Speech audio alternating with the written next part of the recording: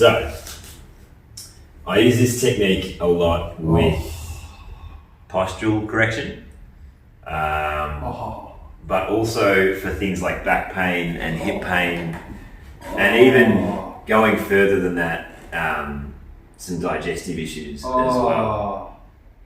So the tissue that we've got here is obviously in the abdomen. So you've got your abs, your obliques.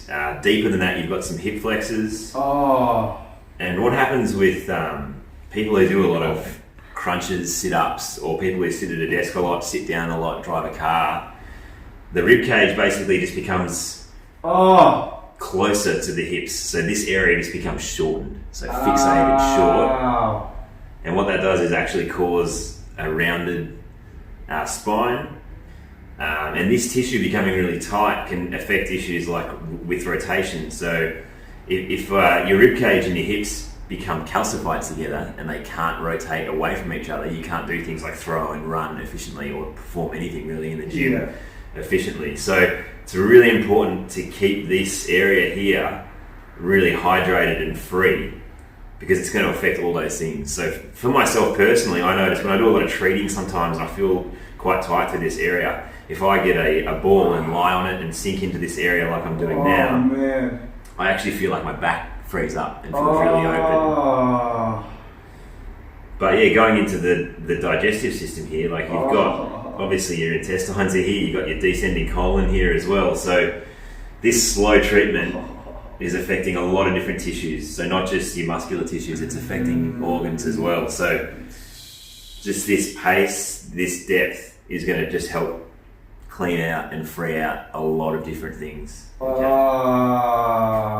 So what we're going to do is slowly just work all the way up into the ribs there, that 12th rib, because this line here can get really tight too, and that's when that gets calcified. Once again, it's going to bring this all down. Man. Okay. And it's quite hard to take. It's not something that you kind of experience a lot, this kind of pace, this depth in this region. So you've got to go slow because there's just so much going on in this area.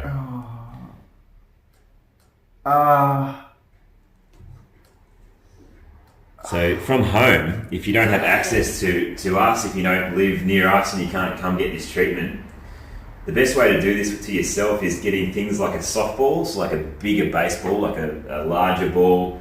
There's balls you can get called Franklin balls, and then you just lie on top of it. You don't really want to go in the midline. You always want to stay to the side a bit, and then you just let it sink in. Do some deep breaths to the point where you feel like the ball is at a really good depth. And then I guarantee if you line up for 5 minutes finding those different areas of restrictions, you'll feel taller, and things like your back and sometimes your hip will feel better too. So it's under all this, but you've got the psoas muscle, which goes from the anterior hip all the way through underneath the organs up into the spine, like L1 to 5. What does it go to T? I think it's L1 to 5, the psoas.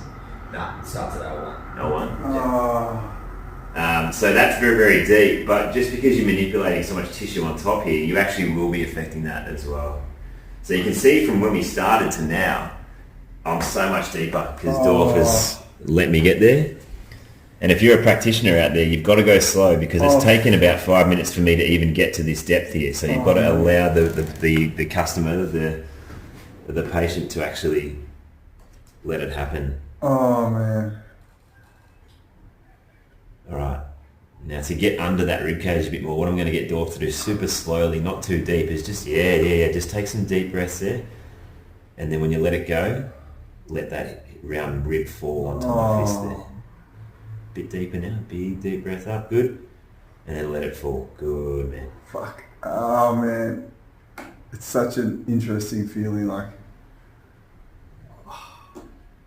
it's different to it's not like normal other treatments. Normal muscular pain. Yeah.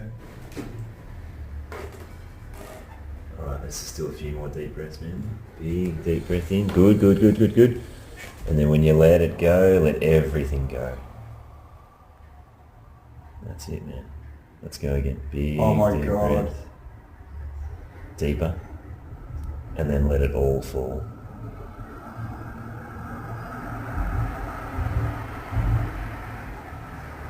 Nice. So now I'm going to change my angle of attack, and I'm going to start to kind of spear up a bit more superior to get under that rib cage. So you can see I'm starting to really find that line of that 12th rib, and I'm going to encourage it up and away. That's fucking epic.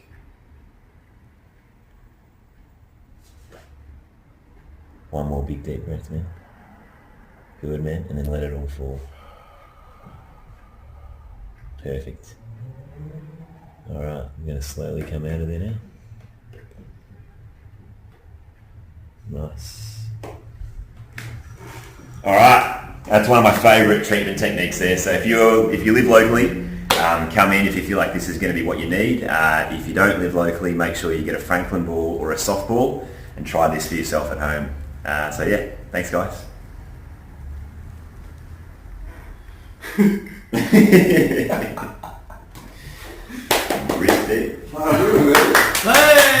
Craig wild. We need to get down. Man, that was a really interesting feeling. It's because you go over so many organs. So much stuff. Every centimetre you go up, things change. It gets sharp, it gets deep. Yeah. It gets referred up into the ribs. Oh maybe yeah, up that's to so the back. bad. Yeah. Exactly what you were talking about, like the contraction down here and overuse of the rectus abdominis. Yes. Just bunching up down there. Typically in posture, people always talk about like pec minor, which plays a big role.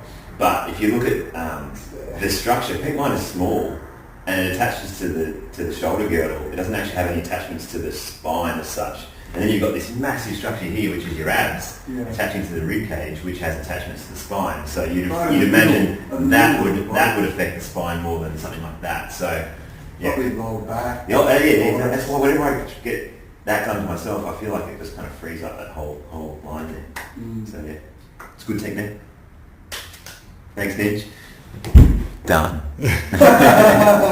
Good.